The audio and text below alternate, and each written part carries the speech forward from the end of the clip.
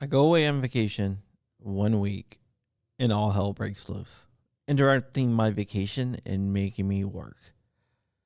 Damn you, Joe Biden. Damn you.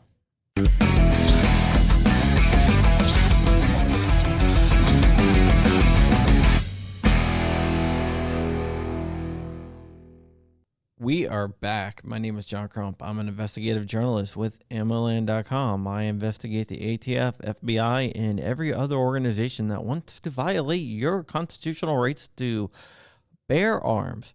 I am also the guy that investigates the industry to make sure they're not trying to screw you over, because that would be a bad thing.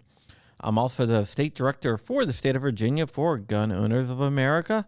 Gun Owners of America is your no compromise gun lobby in DC and beyond. So I was on vacation, and on Tuesday my phone blows up. I start taking calls, and people are saying that Biden's going to come down with some type of executive action or executive order. What do I know? I pound my sources. I find out what's going on. I pass that on to the people that need to know, some reporters, some people in the gun rights industry and everything else. Then I hear David Chipman is going to be named ATF director. And right there, I knew exactly what was going to happen. If you don't know, David Chipman is a very anti-gun person, worked for Giffords, Everytown, and the ATF. He is the butcher of Waco, but I'm not going to get into that. A lot of other people did great videos on David Chipman and his past with Waco and Ruby Ridge and stuff like that. I'm also not going to cover what we already know what came out, going after pistol braces, going after 80%. A lot of people did great jobs on reporting that. Reno May, Guns and Gadgets, a lot of other people as well. Can't name them all, but there are tons. So what I'm going to do is I'm going to take a little document that he wrote while he was at Giffords and tell you exactly where Biden is going to go next, because everything that he said is found on this document that David Chipman wrote for Giffords. Per the document linked below, David Chipman's going to go after these items. The first item is trigger cranks. He believes trigger cranks turn a gun into a machine gun. He kind of talks about Gatling guns and stuff like that and says, they're machine guns, so trigger cranks turn a gun into machine guns, so they should be considered machine guns. Any of them made before 1986 has to be registered with the NFA. If they're built after 1986, the public can't own them. He goes after trigger cranks, which is to be expected. The second item he lists is high-capacity shotguns. He harkens back to the government banning the street sweeper and pinning it on the NFA. He thinks all high-capacity shotguns should be put on the NFA, which is totally ridiculous. He says they don't really have a sporting purpose, which is also ridiculous.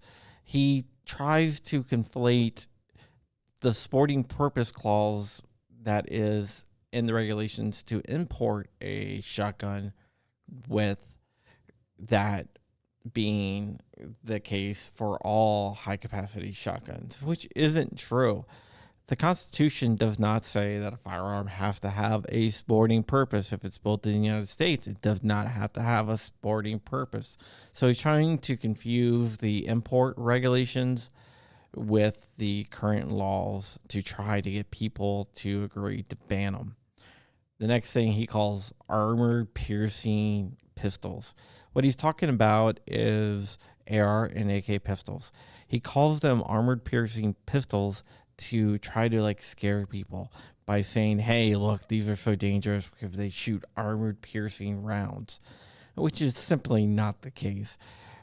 His solution would be to put these on the NFA, consider them SBRs, make people register them, and get a tax stamp. You're going to hear me say put on the NFA a lot in this video, so if you're already sick of it, so am I actually, but that is the way it is.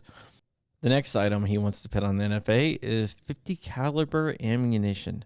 He wants every round to be registered as a destructive device, which means a $200 tax stamp on every round, which basically would make 50 cals totally impractical because who's going to waste hundreds of dollars to go zero in their rifle? He claims that they can shoot down helicopters, which is kind of funny because he did make that claim that the Branch Davidians shot down 2 Texas National Guard helicopters with 50 cal Barretts, which was total bunk. So he's using that again in this document. He also says and enables normal people to shoot over a mile. I don't know if you've ever shot over a mile, but it is extremely difficult. I don't care how big the round is.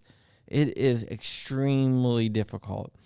So he's after that ammunition, and he's also after another ammunition, which is tracer rounds. He wants to ban tracer rounds because they enable the shooter to be able to better track their rounds at night. Yes, because it lets you be more accurate and safer with your rounds at nighttime. He wants them banned. I don't get this guy at all. He's definitely anti-gun, and this just goes to show you. He also wants to ban shockwave type shotguns, also the TAC-14 and other type of non-shotgun shotguns. He wants to consider them short-barreled shotguns when they don't fall as short-barreled shotguns under the law. They qualify as just firearms. And if you don't like the law, try to change the law. But I think that would still be unconstitutional. But by trying to go after it the same way they went after bump stocks is just insane. So if you have one of these, they're probably going to be coming for this. Also, pistol conversion kits like the Micro-Roni and the CAA one. Basically anything that you stick a gun into that helps you stabilize the firearm. He thinks that they make the firearm a lot more deadly and turns them into short-barreled rifles, which is kind of crazy because it's the pistol and it's in a brace.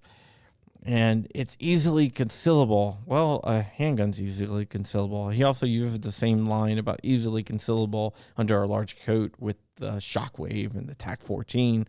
So that's one thing, if you read the document, you see over and over again. The final thing he wants to go after is what he calls large capacity magazines, what you and I call standard capacity magazines and whatever. He thinks that they should be regulated by the NFA as like machine guns. I'm not even joking about that. Basically, he says a large capacity magazine, when inserted into a semi-automatic rifle, makes it just as deadly as a machine gun and able to be fired as quickly as a machine gun. So they should be the equivalent of a machine gun. That's who we're dealing with. That's why it's so important that we, as gun owners, come together and as gun activists come together and try to block his nomination. This guy's bad news. He's a zealot. Anti-gun is his religion, and he's going to try to do everything to push his anti-gun thinkings on you and I. All right, that's it for today. Just wanted to make a quick video. I am back, people. And I am happy to be back, and I'm happy to be with everyone here. Thank you so much for watching. Check out my Patreon, patreon.com/John Crump. I have a live channel where I stream pretty much almost every day. You can check that out at youtube.com/John Crump Live. And with that said, that's it for today. Like, comment, and subscribe. Ring that bell, because every time you ring that bell and turn on notifications, it pisses off Joe Biden. And we always want to piss off Joe Biden, right?